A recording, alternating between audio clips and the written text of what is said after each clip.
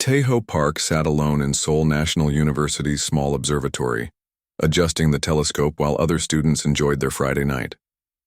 The astronomy graduate student preferred the company of stars to people. His professors called him brilliant but lonely. His parents worried he'd never find his place in the world. Another perfect night, he whispered, focusing on a meteor shower predicted to pass over South Korea. As he recorded data in his notebook, something unusual caught his eye. One light moved differently from the others, changing direction in ways meteors shouldn't. Taeho checked his calculations twice. "That's impossible," he muttered, watching as the object grew brighter. It wasn't following a natural trajectory. The light suddenly flared and disappeared below the horizon, followed by a distant flash in the forest outside Seoul. His scientific curiosity overrode caution. Grabbing his backpack with water, first aid kit and flashlight, Taeho hiked into the dense woods. The summer air felt heavy with humidity as he followed the coordinates he'd calculated. After 2 hours of difficult hiking, Taeho spotted broken tree branches leading to a small clearing. There, partially buried in soil, sat a metallic pod, unlike anything human-made. Its surface shimmered with strange symbols that seemed to glow faintly. "Hello?" he called nervously, approaching the craft. "Is anyone there?" A section of the pod suddenly slid open with a soft hiss. Taeho jumped back, heart racing. Inside lay a female figure with pale blue skin that seemed to glow slightly in the darkness. Her features were almost human except for delicate patterns across her face and arms that pulsed with light. She wore what looked like ceremonial clothing, now torn and stained. Most shocking was the dark purple liquid seeping from a wound on her side. The being's eyes fluttered open. Large silver irises focused on him. "Help," she whispered in perfect Korean, though her mouth movements didn't match the sound. "Please help me." Taeho hesitated only a moment before his humanity overcame his fear. "You're hurt," he said, kneeling beside the pod. "I have some medical supplies." As he reached for his first aid kit, the alien woman weakly grabbed his wrist. A small device on her neck pulsed. "My translator works," she said. "I am Nari, third princess of the Stellar Assembly. Hunters follow me. Not safe." Taeho cleaned and bandaged her wound as best he could with his limited supplies. "This isn't enough," he said. "You need proper medical care." Nari shook her head desperately. "No hospitals. They will find me. My ship's emergency beacon activated when I crashed. My people will come, but not soon enough." She winced in pain. "The hunters will arrive first." "Who's hunting you?" Taeho asked, helping her sit up. "The Void Coalition. They want war with my people. I discovered their plans." Her silver eyes met his. "If they find me, they will kill anyone who helps me." Taeho made a quick decision. "My apartment is small, but you can hide there until your people come." He helped Princess Nari from the pod, supporting her weight as she struggled to walk. She retrieved a small crystal device and pressed something on the crashed vessel. The pod hummed briefly before sinking deeper into the earth, covering itself with soil until no trace remained. "Self-burial protocol," she explained. "No evidence." The journey back took twice as long, with Nari leaning heavily on him. Dawn was breaking as they finally reached his tiny apartment near campus. Taeho helped her to his bed and gave her water. "Why help me?" she asked softly as he checked her bandages. "Your world knows nothing of us. We've kept ourselves hidden." Taeho smiled slightly. "Because you needed help, it doesn't matter where you're from." Nari's expression showed surprise, then understanding. "My people have watched humans for centuries. Your kindness confirms what we've observed." Her eyes began to close with exhaustion. "Thank you, Earthman." "Taeho," he corrected gently. "My name is Taeho Park." "Taeho," she repeated, the silver in her eyes dimming as she drifted to sleep. "Remember this day. It changes everything." As Nari slept, Taeho closed the blinds and looked at the ordinary world outside his window. He had a feeling nothing would ever seem ordinary again. 3 days passed since Taeho brought Princess Nari to his apartment. Her wound was healing quickly, faster than any human recovery he had ever seen. The soft blue glow of her skin had brightened, which she explained was a sign of improving health among her people. "How long until your rescue team arrives?" Taeho asked while preparing a simple breakfast of rice and vegetables. Nari touched the small device on her neck.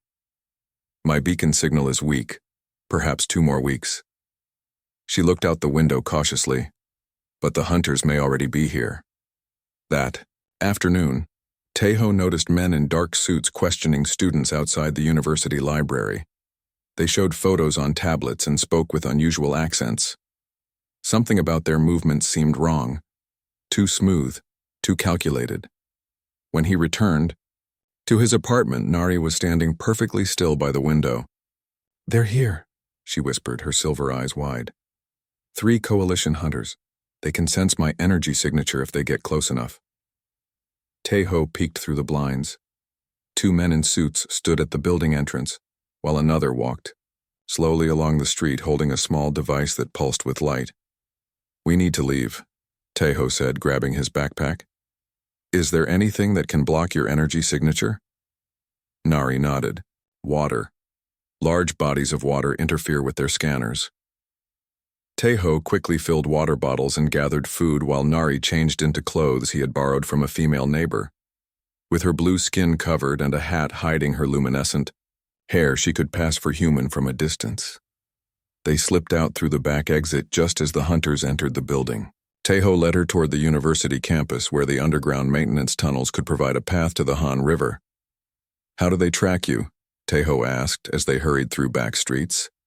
"My people, the Luminari, emit unique energy patterns," she explained. "The hunters have technology that detects these patterns. They're not fully human anymore. The coalition modifies their bodies for hunting." They reached the science building just as darkness fell. Using his student ID, Taeho accessed the maintenance entrance. The tunnels were dimly lit and smelled of dampness. They followed the maze-like passages that Taeho knew from his late-night explorations. "You know these tunnels well," Nari observed. Taeho smiled slightly. "I spend too much time alone on campus. Exploring helps me think." A sound echoed behind them. Footsteps. The hunters had followed them into the tunnels. "Run," Taeho whispered, taking Nari's hand. They sprinted through the dark passages, turning at intersections Taeho remembered from his previous explorations. Behind them, the footsteps grew louder. A strange humming noise filled the air. "They've activated their enhanced senses," Nari said, her voice tight with fear. They reached a junction where the tunnel split 3 ways. Taeho hesitated, trying to remember the correct path. Suddenly, the ceiling above them groaned. The old concrete was cracking, weakened by recent heavy rains. "This way." Taeho pulled Nari toward the right passage just as chunks of concrete began falling. A large piece broke free directly above him. Nari's eyes flashed silver. She raised her hand, and the falling concrete slowed in mid-air, hanging suspended for a moment before dropping harmlessly behind them. The cave-in blocked the passage between them and their pursuers. Taeho stared at her in shock. "How did you—" "A small manipulation of energy," she said, suddenly looking weak. "My people can control kinetic forces, but it drains us greatly." "You saved my life," Taeho said, supporting her as they continued. Through the tunnel, Nari's eyes met his. "Among my people, saving a life creates a bond. We are now connected, Taeho Park." They emerged from the tunnels near the river as sirens sounded behind them. The cave-in had triggered university alarms. In the confusion, they slipped away toward the water. "We need somewhere safe," Taeho said, helping the weakened princess along the riverbank. Nari touched his arm. "I feel our connection growing stronger. It shouldn't happen this quickly with a non-luminari." "What does that mean?" Taeho asked. Before she could answer, lights appeared in the sky above them. Not the hunters, but new arrivals. A small craft hovered silently over the river, its surface reflecting the water below, making it nearly invisible. "My people," Nari whispered, relief in her voice. "They found us sooner than expected." She looked at Taeho with wonder. "Because of you," Our connection must have amplified my beacon. The craft descended toward them, silent as a falling leaf. The sleek craft hovered silently above the river, casting ripples across the water's surface. A beam of soft light extended downward, enveloping both Taeho and Princess Nari. Taeho felt a strange weightlessness as they floated upward into the vessel. Inside, 3 figures waited. Unlike Nari, their skin was deeper blue with more pronounced luminescent markings. All wore fitted uniforms bearing symbols similar to those on Nari's damaged clothing. The tallest stepped forward, pressing a fist to his chest in what appeared to be a formal salute. "Princess, we feared the worst," he said, the translation coming through clearly to Taeho's ears. The guard's silver eyes shifted to Taeho with obvious suspicion. "Who is this human?" "Captain Han," Nari replied with quiet authority. "This is Taeho Park. He saved my life and has protected me from coalition hunters." Captain Han studied Taeho carefully. A human helping without understanding the consequences? Unusual. Taeho stood straight despite his fear. Princess Nari needed help. That's all that mattered. The captain's expression softened slightly. "Your species continues to surprise us." He turned to a female officer. "Officer G, scan him." Officer G approached with a crystal device similar to the one Nari carried. She passed it over Taeho and it emitted a soft chime. Her eyes widened. "Captain, the human shows signs of an energy bond, level 3 already." The third luminary, an older female with intricate markings, stepped forward. "Impossible. No off-worlder has ever formed a bond beyond level 1. Nari touched, her side where her wound had nearly healed. "It's true, Elder Su. I felt it forming when he saved me from the crash. It strengthened when he risked his life to hide me." Elder Su examined Taeho more carefully.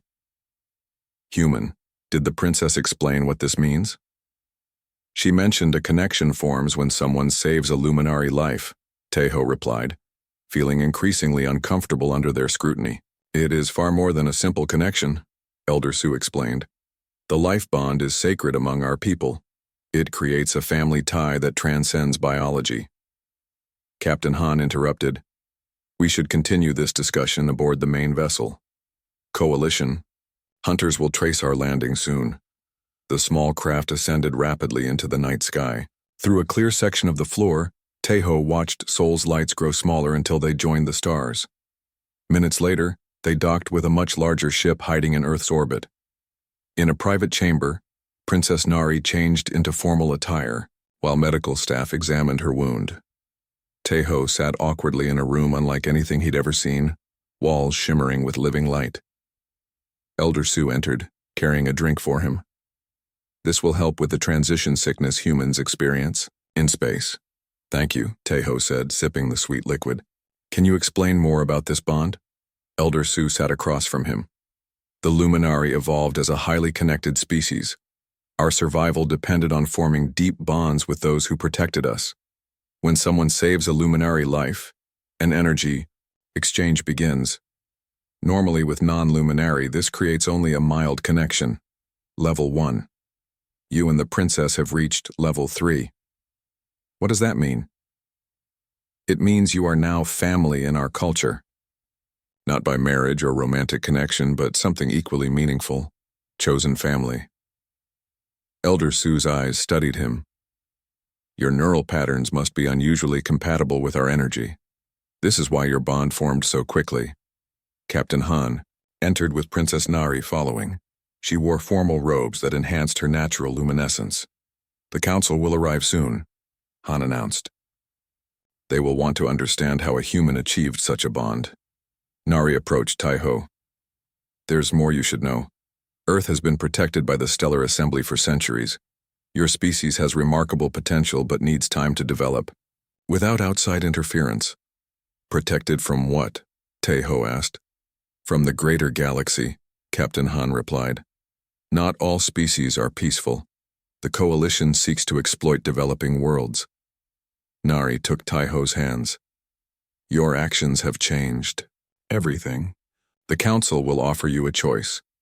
Return to Earth with no memory of these events or join my family court as official Earthkin. I would forget everything? Tejo asked, the thought unexpectedly painful. It is our protocol for protecting Earth, Elder Sue said gently. But the bond you share with Princess Nari offers another path, one no human has been offered before. Tejo made his decision without hesitation. I want to remember everything. I'll join your court. The Luminary Council members arrived the next day, 7 elders whose skin glowed with intricate patterns that shifted as they moved. They examined Tejo with curious silver eyes, asking him questions about Earth and his life as a student. Bond is genuine, announced the head counselor, an ancient luminary named Elder Kang. First human Earthkin in our recorded history, a significant moment. Within hours, Tejo found himself aboard a larger vessel traveling faster than light. Princess Nari explained they used fold space technology to cross vast distances quickly. Through viewing windows, Tejo watched stars stretch into brilliant lines of light. Where are we going? He asked, still struggling to believe he had left Earth behind. Lumina Prime, our homeworld, Nari replied. The heart of the stellar assembly. Captain Han approached with a serious expression. Princess, urgent message from Central Command. The Coalition has issued demands. They claim you stole strategic information during your escape. Nari's face darkened. I discovered their invasion plans for the outer systems. They fear I'll expose them. There's more, Han continued. They threaten to reveal Earth's location to mercenary groups if you don't surrender within 7 rotations. Tejo felt cold fear. They would attack Earth? Not directly, Nari explained, but there are those who would harvest resources or conduct experiments on developing worlds. Earth has been hidden from them by our protection. 3 days later, they arrived at Lumina Prime. The planet glowed like a blue jewel against the darkness of space. Its 3 moons formed a perfect triangle above the capital city, a sprawling metropolis of crystal towers and flowing architecture. Indorswine, the royal palace. Tejo received clothing appropriate for his new status as Earthkin.